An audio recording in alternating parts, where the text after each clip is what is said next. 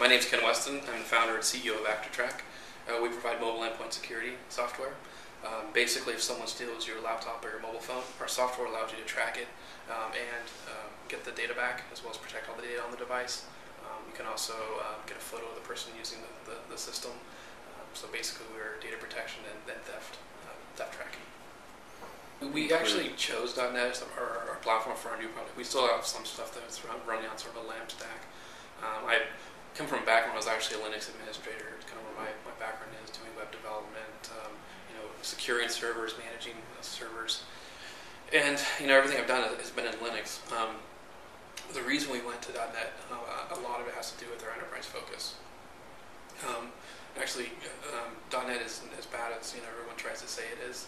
It's really rare to see a startup do .NET. Microsoft's BitSpark program has been pretty beneficial for us. It allows us to not have to pay thousands of dollars for some of their technology. And for us, it's not necessarily about choosing one platform or another. It's more about choosing the right tool for the job. I'm a Mac user, but then I have an Android phone. So I'm really, I guess I don't really have that sort of religious. I'm a polytheist, I guess, when it comes to technology. And .NET made sense for us for some of the places we've been going with some of our partners, because not only will we have our technology actually in the cloud and running as a software as a service, but a lot of we'll also be taking our technology and then bringing it into their own infrastructure. And a lot of those guys, when we actually looked at that particular market, a lot of those guys are Microsoft focused. If you're going to go into the enterprise with a lot of healthcare, things like that, they're really .NET focused. And actually the platform itself it's pretty robust. It's actually really grown quite a bit, and it can scale, and that's really important to us. Yeah, it's kind of crazy. We actually bootstrapped the company. I didn't actually get any funding until probably about a year ago. We finally started getting funding, actually probably 9 months ago. So everything we did, I was going to all the startup competitions. Like, we were finalists for Angel Oregon. We did all the things you're supposed to do here in Oregon. Did Oregon Angel Fund twice. We didn't get any funding, and people just it's hard for them to wrap their head around our technology. It's pretty new, so we had a lot of issues there. Trying to explain some of this stuff to people, it just wasn't getting through. But I wasn't going to give up. I was focused on making this succeed and getting a product launched. And so I had a little bit of a runway, but that runway ran out. I still had folks on the team. They're willing to do it. So I actually put my car up on Craigslist. I was going to sell my car, so I had a little more runway, just to support my family. And then we were talking with the investor. We were working on that, but it was taking a long time, and I was just like, I was about 2 months behind on my mortgage. We had bills coming in, and so I had to make a decision. And it was either go get a day job or sell my car, and I wasn't going to give this up, so I was going to sell the car. And then about that same week, we actually closed the investment. So now my car's paid off. Yeah, so everything we launched was focused on consumer. The nice thing is that I was able to build a product and just get it out there, right? Start selling it directly off the website, and that's great for consumer focused. And then we had some big deals too, like Seagate Technologies was one labeled my software with their hard drives. That's where I got this $20,000 bump. And then started seeing other companies like FLIR. They want to do better technology, right? So I had these big deals. There's sort of bluebirds that came in. And I guess it's weird as I didn't see it. Like, we had these big deals that came through, and I still didn't see it. I'm still, let's just sell off the website, and we're doing retail stuff, we're doing all these sorts of things, and then it just sort of hit me.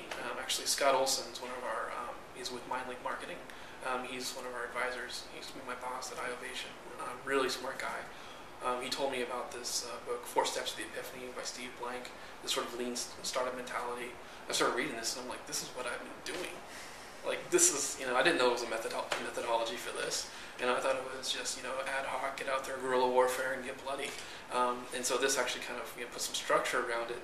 And so I actually started looking at our business and where our feedback was and where our deals have been. and it's more focused on the sort of enterprise play, focusing on businesses, sort of a B to B to C. So instead of us actually going out there and trying to win our own customers, because that's very expensive. You have to have a big marketing budget, especially when you got companies in the Bay Area that get tons of funding. You can't compete in that space. So I decided, you know what? Let's do what we've done with like FLIR and we've done with Seagate. Is we're a value add. We also found that when people are buying our software, the best place to do it is at the point of sale. So we started partnering with warranty companies. So right now, every time you go into about 2,300 wireless retailers, when you buy a smartphone warranty package, GadgetTrak's included. So we're a value add there. With a deal we did with MTN in South Africa, every single laptop that they sell, our software comes with it.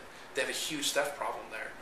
The carriers also saw that if they offer this sort of theft tracking tool, it allows them to provide peace of mind, something the other carriers aren't offering. So when they buy their laptop, they get this. It helps their insurance rates go down, that sort of thing. So we're able to get higher volume doing that sort of model. And that's kind of everything we've built out in terms of, GadgetTrak is our consumer arm. It's great. That's sort of the astronaut. We throw the technology out there. The consumers can use it, play with it. The press can see that we're doing this. But then what we're actually doing is we built this on a platform.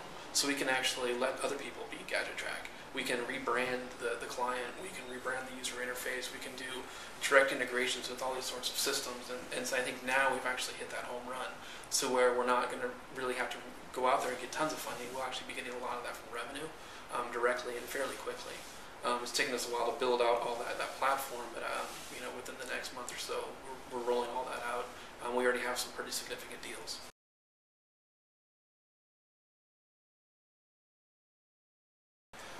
We are based in Portland, Oregon. I've been here pretty much all my life. I was born and raised here in Oregon. Went to college at Lewis and Clark College, and it's my home. I started the company around 2007, kind of as a side project, and kind of grabbed a tiger by the tail. Ended up going full-time into it about a year and a half, 2 years ago.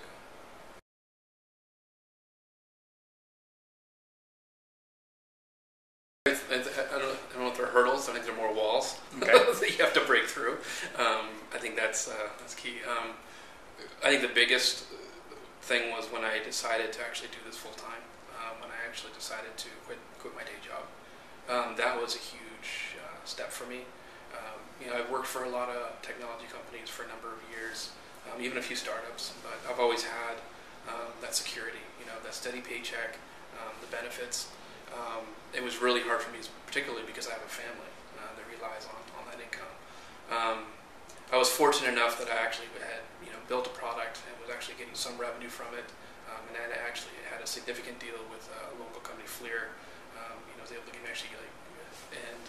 it was the Seagate technology. That was our first one, and basically I got like a $20,000 bump. Basically, this deal that I signed with them, and that was revenue. That was an investment. So that's when I actually said, okay, I'm going to go ahead and quit my day job and we'll give this a shot. And it was a lot more than I bargained for.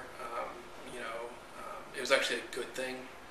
It's sort of a sink or swim mentality where, when you're doing your side project, you can, it's not a big deal. I'll just go ahead and launch this thing for free, put it out there. Whereas if you're actually focused on this 100%, you need to find a way to get revenue quickly.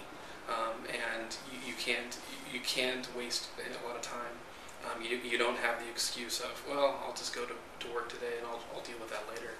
You need to actually move a lot faster. So I did that. We filed for a patent as well, which was an interesting process. We had people that basically tried to steal our ideas. I had to deal with that. People that were, they were talking to us about licensing technology, and then they go out and they reverse engineer our technology, sort of dealing with that. That was the challenge, but we're getting a lot better at it. The patents help. We actually shut one guy down already as a result of that. And then I think a lot of it too that I had to deal with was going from being a technology guy to actually being an entrepreneur. I'm kind of the reluctant CEO. It's kind of a role that I've been kind of forced into. And I think going from being that technology guy to actually, being responsible for running a business and focusing on kind of the whole gamut and the strategy. And that's been a huge issue for me. Just getting better at it, but it's a totally different mindset. I think the person I am from when I started this company to where I am now, it's very different. I barely touch code now. Occasionally I'll jump in there, but I really found it's good to find out what your strengths are, what your weaknesses are, and make sure that you have a really good, solid team around you.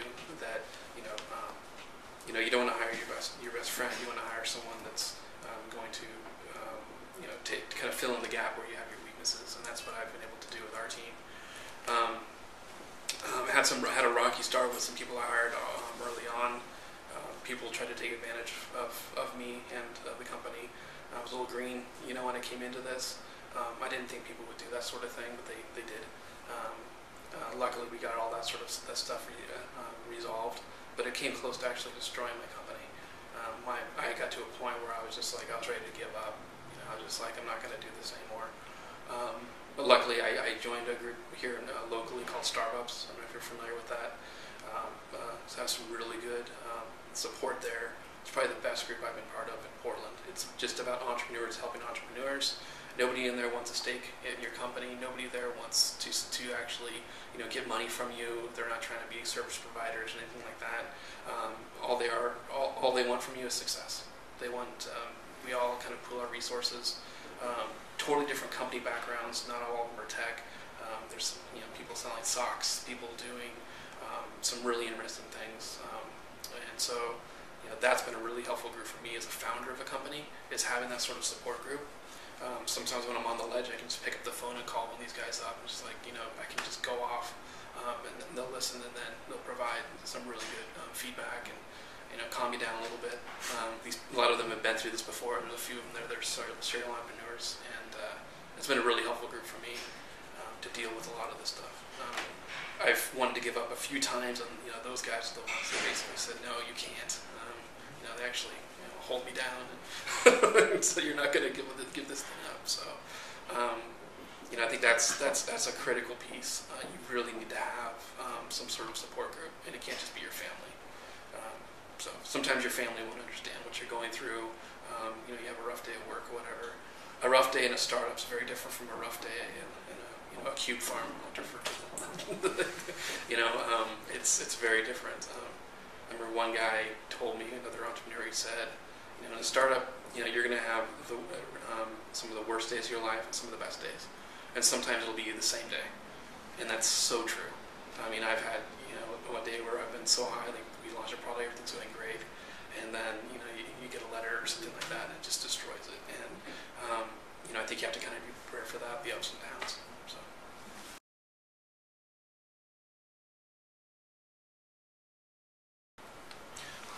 Well, I think having a bad hire, that was a big one. That hurt me personally. That people are out there that would actually take advantage of you when you're doing a startup. It kind of changed my mindset. Be a little more cautious of who you're doing business with. When you are in a startup, when you have people you're working with, you need to look at it like a marriage. I mean, you can't just hire people because of their resumes, because most of the time I found that's BS anyway. You really need to get to know the people that you're going to be working with, date them a little bit, learn a little bit more about them, and not just what they can do for you in a business side, but also on a personal level, what's important to them, what drives them, and just make sure you pick the right people. In a startup, one bad hire will kill your company.